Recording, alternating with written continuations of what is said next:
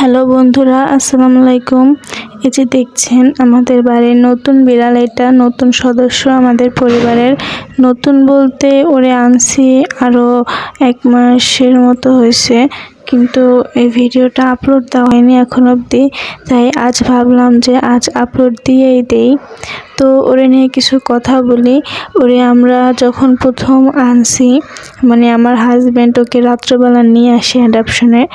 তো আনার পরে শুনি যে ওর মানে আগে প্রথম যে মালিক ছিল, যার কাছে ও ছোটোবেলা থেকে ছিল, তার কাছে থাকাকালীন সে ব্যতীত অন্য কেউ ওকে পছন্দ করতো না। এই বিড়ালটাকে মারধর করতো। আপুটা যখন বাসায় না থাকতো তখন ওরে মারধর করতো। তখন আপু মানে একসময় ভাবলো যে কলেজে আমার আসা যাওয়া করতে হয়, তো তখন ও একা বাসায় থাকে, কেউ যদি ওকে মারধর করে তাহলে ব্যাপারটা কেমন হবে, তাই আর কি আপুটা অ্যাডপশন দিয়ে দেয় ওরে।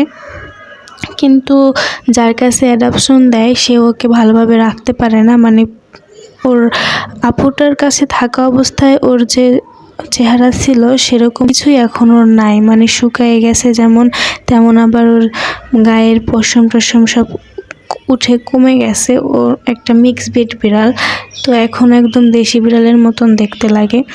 আগে আর কি মিক্স ব্রিড ছিল, তো আপুটা ভালোভাবে যত্ন নিতে পারে না। পরে ওই আপুটাও অ্যাডপশন পোস্ট দেয়, তখন আমরা ওকে নিয়ে আসি। নিয়ে আসার পর তারপর শুনি যে এরকম ওর সাথে এগুলা হয়েছে। তো ওরে আমরা যেদিন রাতে আনি পরদিন সকালে ও হারিয়ে যায়। হারিয়ে যাওয়ার পরে আমরা সারাদিন অনেক খোঁজাখুঁজি করে ওরে পাই না।